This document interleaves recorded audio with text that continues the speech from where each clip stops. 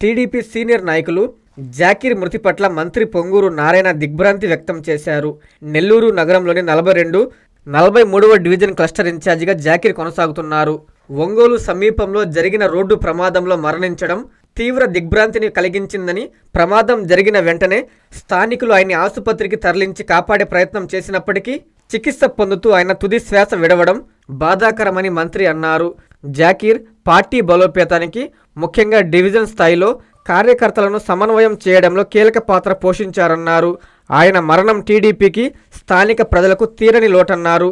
కుటుంబ సభ్యులకు అండగా ఉంటానని మంత్రి హామీ ఇచ్చారు.